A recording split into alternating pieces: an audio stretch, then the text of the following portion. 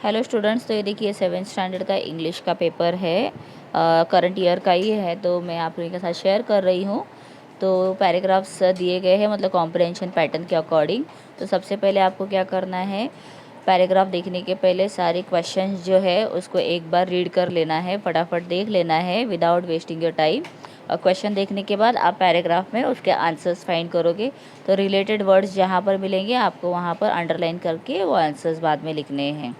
तो इससे क्या होगा, आपका बहुत टाइम सेव हो जाएगा। उसके बाद फिल इन द ब्लैंक्स वगैरह दिया है सेकंड जो पैराग्राफ है उसमें देखिए। तो फिल इन द ब्लैंक्स के वर्ड्स जो है वहीं पर होते हैं, आपको प्रॉपरली देखकर सर्च भी करना है। और इससे क्या होगा कि वर्ड्स वहीं के वहीं मिल जाएंगे और आपको पैराग्राफ भी ध्यान में रहेगा। तो आप जो अभी आगे पीछे जो क्वेश्चन दिए गए हैं वो क्वेश्चंस के आंसर्स आप अच्छे से फाइंड कर सकते हो। अभी छोटा सा कॉम्प्रहेंशन पैसेज है, तो इसमें से अगर एक्स्ट्रा क्वेश्चंस दिए हैं तो आपने लर्न किया हुआ जो आंसर होता है वो आंसर लिखना है। ऐसे नहीं कि each and every answers you will get here only. उसके बाद आप देख सकते हो यहाँ पर ग्रामर पार्ट भी दिया हुआ है। ठीक है, तो ग्रामर का भी जो दिया हुआ है आपको आइडेंटिफाई द सेंटेंस है। तो जिसमें बट लिखा हुआ है तो वो हो जाता है कंजंक्शन, तो कंजंक्शन है। इस तरह से आपको यहाँ पे स्नैच दिया है तो स्नैच से एक आपको सेंटेंस बनाना है। The robbers snatch the chain, और we can see the chain snatchers, और policeman catch the chain snatchers in the railway station. ऐसे आपको सेंटेंसेस बनाने हैं। और क्या यहाँ पर कैरेक्टर स्केच लिखना है, मतलब उस कैरेक्टर के बारे में इंफॉर्मेशन देना है। देन आफ्टर दैट देखिए यहाँ पर भी पोएम दिया गया है, तो आपको ये पोएम्स के अभी क्वेश्चन है। तो हु इज़ लाइंग यहाँ पर पूछा हुआ है, तो डायरेक्टली तो उसका नाम दिया नहीं है, तो वो पोएट है, इसके लिए पोएट लिखना है आपको। The poet is lying under the greenwood tree, ऐसे लिखना है। तो कुछ आंसर्स होते हैं ना, खुद से भी लिखने के लिए होते हैं, तो ध्यान देकर करना है।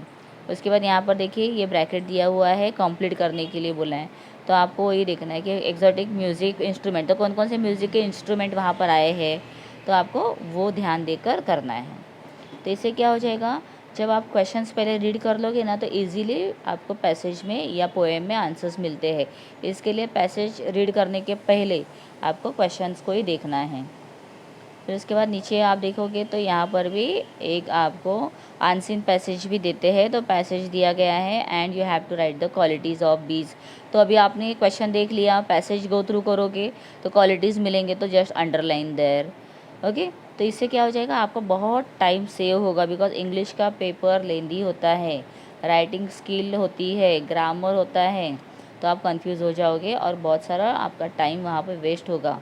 इसीलिए ऐसे करना है कि पैसेजेस रीड करने के पहले क्वेश्चंस रीड करो। अब यहाँ पे डू एज डायरेक्टेड पूरा आपका ग्रामर बेस होता है। तो अगर आपने ग्रामर प्रैक्टिस अच्छे से की है तो एक एक सेंटेंस के नीचे ब्रैकेट में इंस्ट्रक्शन दिया जाता है and according to instructions you have to solve that.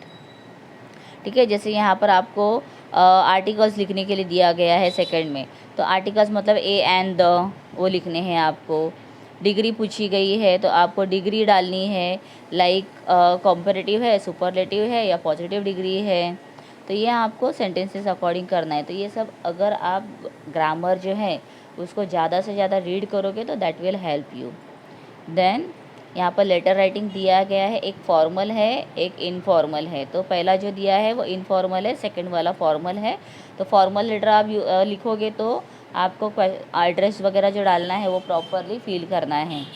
और उसके बाद यहाँ पर दिया गया है कॉम्प्रहेंशन, दिया गया है एक्सपेंशन ऑफ आइडियाज़।